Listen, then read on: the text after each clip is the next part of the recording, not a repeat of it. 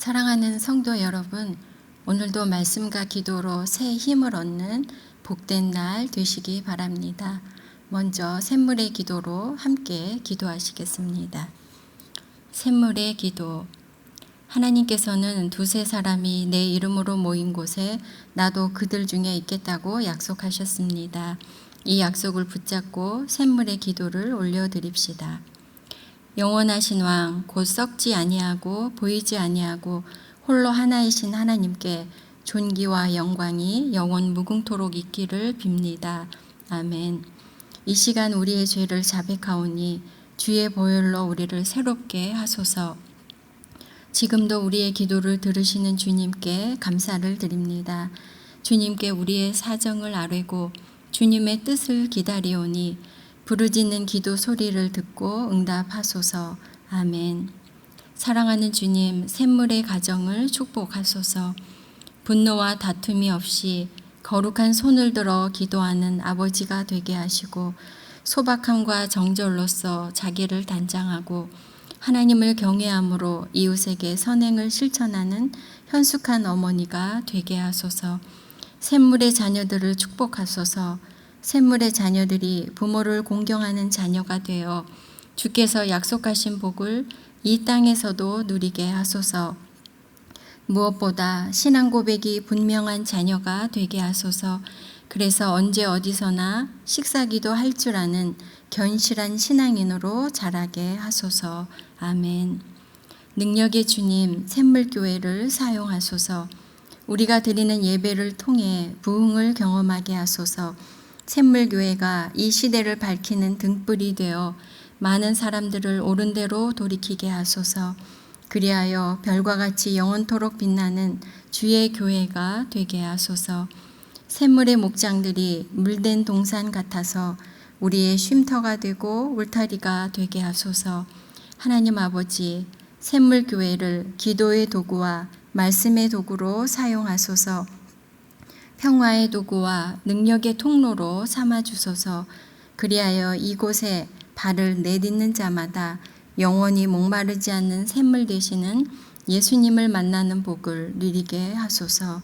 아멘. 자비의 주님, 이 나라를 불쌍히 여기소서. 온 세상 나라를 경영하시는 하나님, 대한민국의 흥망성쇠가 주께 있사오니 위정자들은 여호와 하나님을 두려워함으로 정의와 공의로 나라를 섬기게 하시고 국민들은 주의 법을 따라 거룩하게 살게 하소서. 그리하여 사회 곳곳에 서로를 배려하고 존중하는 문화가 뿌리내리게 하소서. 주께서 이 나라의 피난처가 되어주셔서 코로나 전염병과 재난으로부터 건져주소서. 한국교회가 날마다 개혁되게 하시고 주를 알지 못하는 민족들과 영혼들에게 복음을 전파하여 선교의 과업을 완수하는 은혜를 누리게 하소서. 아멘. 오늘 하루를 기도와 말씀으로 시작하오니 우리와 함께 해주시고 복 주시옵소서. 예수님의 이름으로 기도합니다. 아멘. 함께 나눌 말씀은 고린도 후서 2장 12절에서 17절까지의 말씀입니다. 고린도 후서 2장 12절에서 17절 말씀을 한 절씩 교독하겠습니다. 내가 그리스도의 복음을 위하여 드로아의 이름에 주 안에서 문이 내게 열렸으되 내가 내 형제 디도를 만나지 못하므로 내 심령이 편하지 못하여 그들을 작별하고 마게도냐로 갔노라. 항상 우리를 그리스도 안에서 이기게 하시고 우리로 말미암아 각 처에서 그리스도를 아는 냄새를 나타내시는 하나님께 감사하노라. 우리는 구원받는 자들에게나 망하는 자들에게나 하나님 앞에서 그리스도의 향기니 이 사람에게는 사망으로부터 사망에 이르는 냄새요 저 사람에게는 생명으로부터 생명에 이르는 냄새라. 누가 이 일을 감당하리요. 우리는 수많은 사람들처럼 하나님의 말씀을 혼잡하게 하지 아니하고 곧 순전함으로 하나님께 받은 것 같이 하나님 앞에서와 그리스도 안에서 말하노라. 아멘. 오늘 함께 나누려는 말씀의 제목은 그리스도인의 향기입니다. 좋은 향기는 사람들의 기분을 좋게 할 뿐 아니라 치료용으로도 쓰여집니다.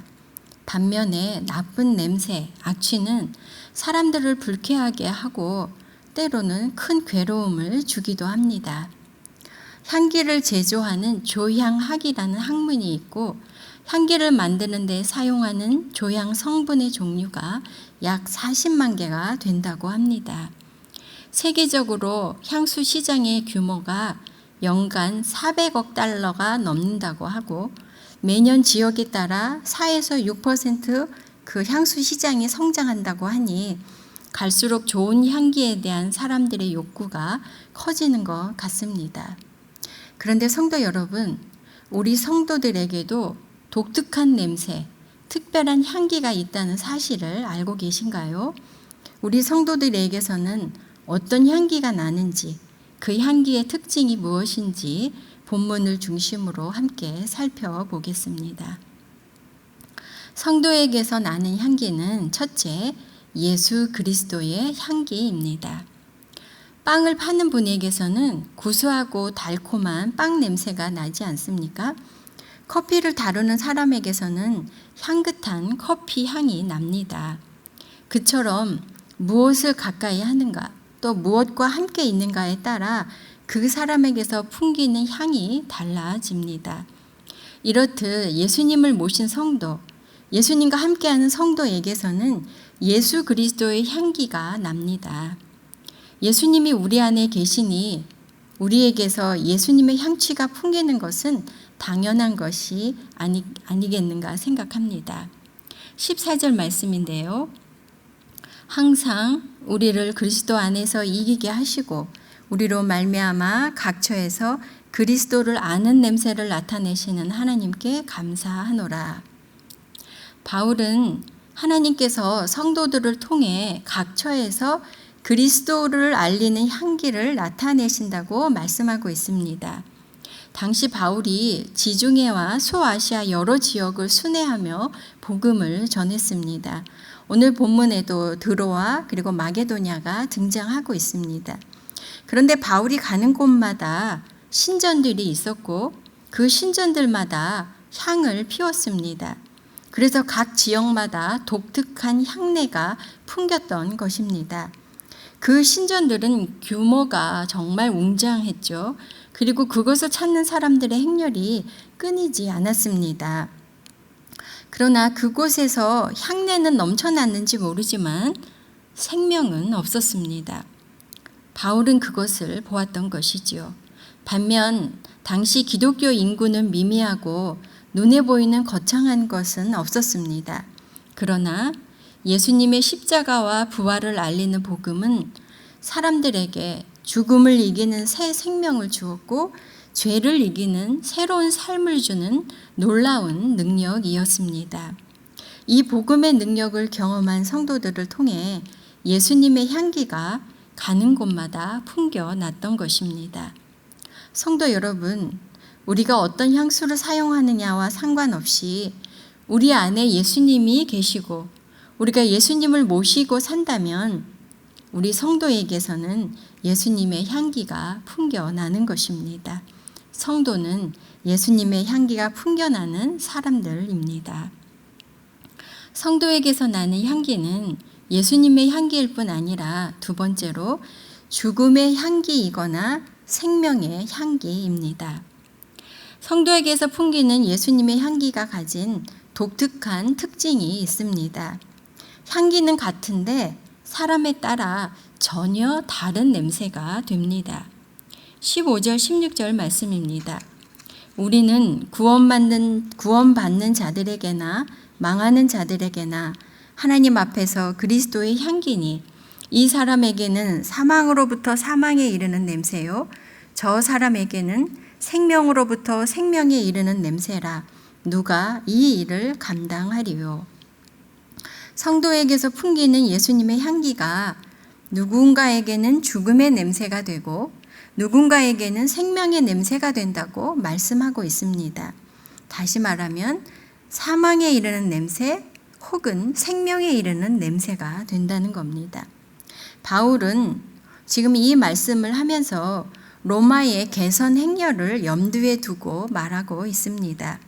당시 로마의 장군이 전쟁에서 승리하고 돌아오면 가두 행진을 벌였습니다. 이때 개선 장군이 앞장을 서고 그 뒤를 전쟁에 참여한 로마의 군인들이 뒤를 따랐습니다. 그리고 적국의 포로들도 그 행렬에 이끌려 왔습니다. 이때 군중들이 몰려와서 이 행렬에 환호를 보냈고 또 길거리에는 향을 피워서 온 광장이 향내로 가득했던 것입니다. 그런데 이때 풍기는 이 향내는 전쟁에서 잡혀온 포로들에게는 이제 죽음이 임박했음을 알리는 죽음의 냄새가 됩니다. 반면 승전한 군인들에게는 전쟁터에서 살아남았다는 생명의 냄새가 되는 것입니다. 이처럼 복음의 향기가 성도들을 통해 퍼져나갈 때 복음을 거부하고 하나님의 은혜를 배척하는 사람에게는 죽음을 자초하는 것이기 때문에 사망에 이르는 냄새가 됩니다.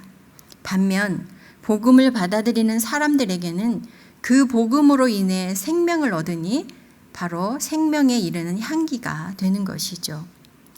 예수님의 향기를 풍기는 성도는 그래서 사람들에게 환영을 받기도 하고 배척과 미움을 받기도 하는 것입니다. 그러나 분명한 사실은 예수님의 향기만이 생명을 살리는 향기라는 사실입니다.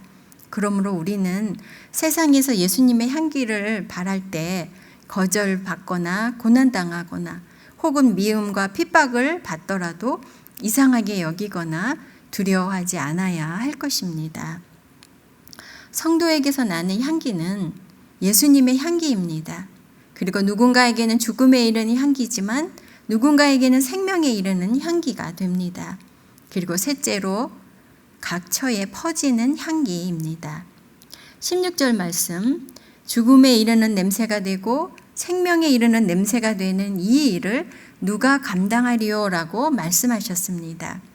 하나님께서 우리를 그리스도를 알리는 향기로 삼으시고 우리를 통해 복음의 향기를 각처에 나타내기 원하시는데 이 역할을 우리가 어떻게 감당할 수 있겠는가 하는 것이죠. 사실 요즘 교회를 향한 세상의 반응을 생각할 때 오늘 말씀을 묵상하면서 정말 마음이 많이 무거웠습니다. 하나님께서는 우리를 세상에서 예수님의 향기를 드러내는 사람으로 그런 역할을 하도록 부르셨는데 오늘 우리는 예수님의 향기가 되고 있는가 하는 자괴감이 들기 때문입니다. 그렇지만 한편 그렇기 때문에 그럴수록 더 이 역할에 대한 책임이 크다는 것을 생각하게 됩니다. 바울 당시에도 하나님의 말씀을 혼잡케 함으로 예수님의 향기가 아니라 악취를 풍기는 사람들이 있었습니다. 그들의 특징은 하나님의 말씀을 팔아서 자신들의 이익을 챙기는 사람들이었습니다. 어쩌면 우리가 복음의 순수성을 지키지 못하고 복음의 물질과 권력과 성공이라는 불순물을 혼합하여서 악취를 풍긴 것은 아닌지 돌아보게 되는 것입니다. 그러나 우리의 부족함에도 불구하고 주님께서는 여전히 우리를 통해 그분의 향기를 각처에 나타내기를 원하고 계십니다. 17절 말씀인데요. 우리는 수많은 사람들처럼 하나님의 말씀을 혼잡하게 하지 아니하고 곧 순전함으로 하나님께 받은 것 같이 하나님 앞에서와 그리스도 안에서 말하노라. 우리는 하나님께서 세상에 파송하신 예수님의 향기라는 것을 기억해야 하겠습니다. 순수하고 깨끗한 그릇으로 하나님이 주신 복음, 예수 그리스도의 향기를 온전히 풍겨야 하겠습니다. 성도 여러분, 오늘 어떤 향수를 사용하셨습니까? 사용하는 향수는 달라도, 향수를 사용하지 않더라도 우리 안에 계신 예수님의 향기가 우리를 통해 물씬 풍겨나기를 바랍니다. 간혹 엘리베이터를 타거나 어떤 공간에 들어갔을 때 그곳에 사람은 없는데도 불구하고 어떤 향기가 나는 것을, 그런 향기가 남아있는 것을 경험할 때가 종종 있습니다. 성도 여러분, 우리가 머문 자리, 우리가 지나간 자리에 예수님의 향기가 남기를 간절히 소망합니다. 말씀을 기억하면서 함께 기도하겠습니다. 첫째는 교회가 비판받는 이때에 내가, 그리고 샘물교회가 세상에서 예수님의 향기가 되게 하소서 기도해 주시기 바랍니다. 두 번째로는 우리가 온전한 예배자가 되고 샘물의 예배가 예배다운 예배가 되게 하소서 기도해 주시고요. 작은 목자 훈련과 세겹줄 특세를 위해 기도해 주시기 바랍니다. 가정마다 가정 예배, 샘물 플래싱으로 자녀들과 믿음을 공유하고 신앙을 전수할 수 있도록 기도해 주시고요. 특별히 나라를 위해 기도해 주시기 바랍니다. 코로나가 속히 종식되고 태풍이나 이런 자연재해로부터 보호해 주시고 국민들의 고통을 덜어주시기를 간절히 기도하는 시간이 되시기 바랍니다. 함께 기도하겠습니다.